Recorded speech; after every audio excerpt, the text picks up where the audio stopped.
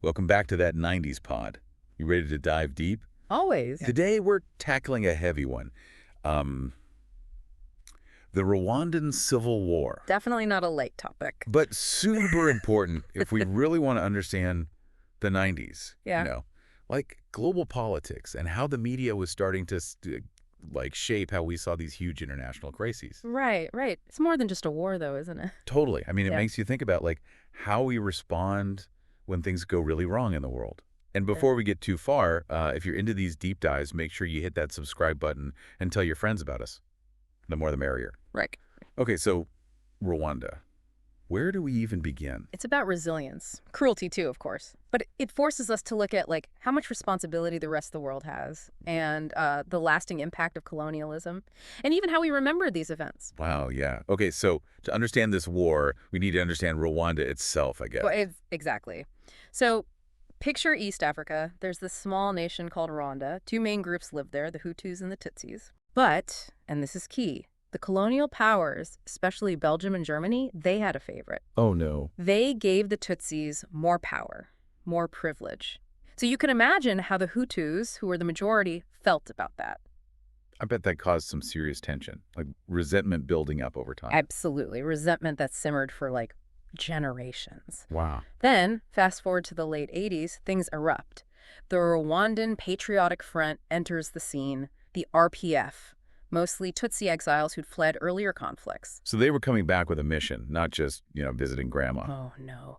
This was about survival, dignity, fighting for their place in a society that had tried to erase them. And in 1990. They launched an offensive to overthrow that Hutu-led government. Wow. Imagine the tension in the air, the Yeah. fear, and the world Yeah. barely noticing. Rwanda was on the brink. And this is where things start to get really messy, right? This is where the Rwandan Civil War begins to change how we view conflict, intervention, all of that. Absolutely. The war just tore apart daily life in Rwanda. It was a humanitarian crisis, a total nightmare.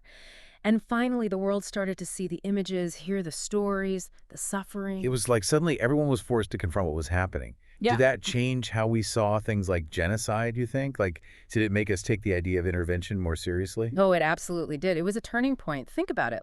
There was this huge surge in documentary filmmaking all about human rights. Films like Hotel Rwanda, which, even though it's a dramatization, captured that raw horror, put a human face on the tragedy. Yeah, Hotel Rwanda is intense. I remember watching it and just feeling this wave of helplessness, but at the same time, so moved by those acts of courage in the middle of all the chaos. Exactly. And those films became part of our collective memory, a way to teach future generations about what happened. But it went even deeper than that. They sparked these huge debates about intervening. Is it ethical? Should we? Those debates are still raging today. It's interesting you mentioned Hotel Rwanda because, even though it's fiction, right? Yeah. It really did bring the genocide to the world's attention. Yeah, totally. And I think it definitely got people talking about, whether the international community should have stepped in. Right. It's easy to look back and say something should have been done. But did anything actually change, in terms of actual policies? Well, the world had to admit it messed up, Yeah. by not doing more. And that led to some policy Yeah. changes. What kind of changes are we talking about? Well, they started trying to come up with early warning systems to, spot potential genocides before they happen. Makes sense. So basically trying to predict where things could go wrong. Exactly. And there was also this idea called the responsibility to protect doctrine, saying that, morally, the world has to intervene when you see genocide happening. Okay, interesting. So those are some pretty big shifts. Yeah. But I kind of want to switch gears for a minute. Sure. What about Rwanda itself? Long term? I mean, to go through something so horrific, how do you even start to rebuild? Yeah, it's a long road. But Rwanda has made some, incredible progress. A lot of the leaders today, they're former members of the RPF. Oh, wow. And they're focused on unity, reconciliation, trying to bring everyone together. So they're working to heal the wounds of the past, right? Totally. And get this, they've also made huge leaps forward economically. And in terms of women's empowerment, Really? Rwanda actually has one of the highest percentages of women in parliament, globally. That's amazing. It's out of this awful tragedy, they've managed to create something positive. Yeah, it's a testament to how resilient people can be. Absolutely. Yeah. Okay, but before we wrap up this part, I wanted to circle back to something you said earlier about the cultural impact. Oh, yeah. Beyond documentaries, did the Rwandan Civil War show up in other ways? Like music, maybe? Books, art? Absolutely. I mean, the documentaries were like the first wave, right? But artists were processing the trauma through their work too. Like Rwandan musicians were putting out songs about peace and unity, mourning the victims. Wow. So music became a way to, like, heal. Totally. It was a powerful tool for social change. Were there any particular artists or songs that, like, really stood out during that time? So many artists emerged. It's hard to pick just a few.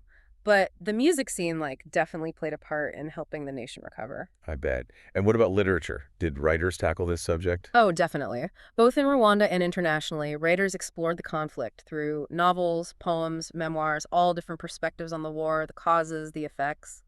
So, like, this event had a ripple effect on so many levels. Hmm. And even just us talking about it now, that's part of the impact too, right? Absolutely. The fact that we're still discussing it decades later means it's still relevant.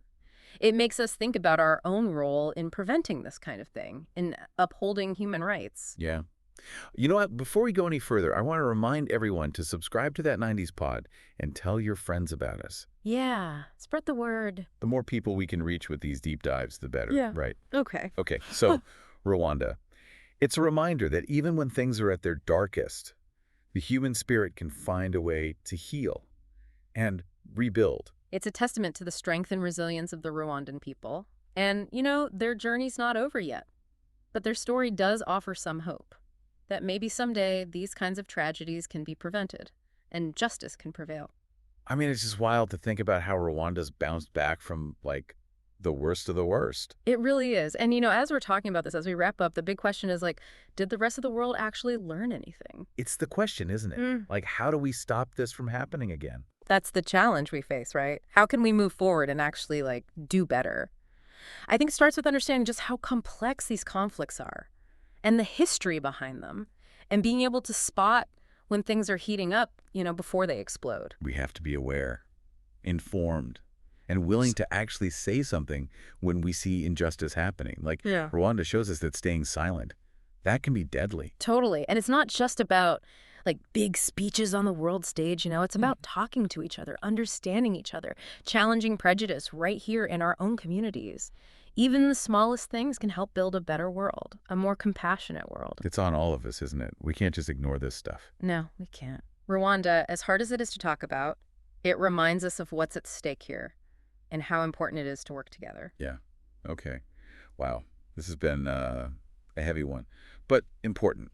The Rwandan Civil War is one of those stories that sticks with you. It makes you really wrestle with these questions about humanity, about responsibility, about how we remember these events.